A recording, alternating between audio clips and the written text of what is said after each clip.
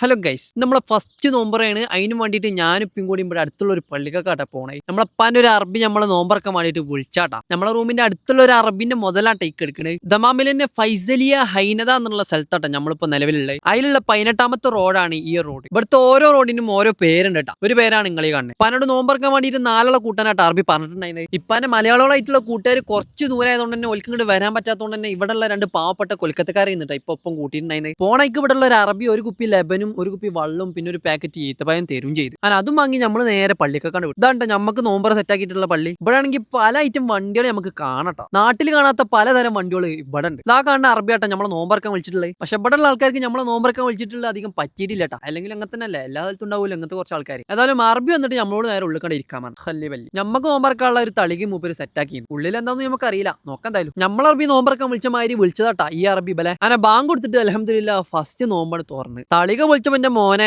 4 chicken പീസും അയക്കുള്ള കഫ്സിയും. ഓർക്ക് നോമ്പറക്കാൻ കുറച്ച് മക്രോണി സെറ്റപ്പ് ഒക്കെ ഉണ്ടായിരുന്നു. ഞമ്മക്ക് ഇതും ഞമ്മക്ക് പിന്നെ അത് കിട്ടിയാ പോരെ. ഏതായാലും ഞങ്ങൾ നാലാളും കൂടി ഇത് അടിക്കൽ തുടങ്ങി, ഓല അതും അടിക്കൽ തുടങ്ങി. അങ്ങനെ റാഹത്തായിട്ട് നമ്മൾ നോമ്പറന്ന് ഫുഡും കഴിച്ചിട്ടാ. അത് കഴിഞ്ഞിട്ട് ഇവിടെ തന്നെ നിസ്കരിച്ചും ചെയ്തിട്ട് നമ്മൾ പുറത്തിറങ്ങി. അറബിനോട് കാര്യങ്ങളൊക്കെ സംസാരിച്ചിട്ട് മൂപ്പര് സലാം പറഞ്ഞിട്ട് മൂപ്പരും വിട്ട്. അങ്ങനെ ഞങ്ങൾ നേരെ റൂമുക്കും വിട്ട്. അപ്പൊ ഫോളോ ചെയ്യാൻ മറക്കല്ലേട്ടാ. ബൈ.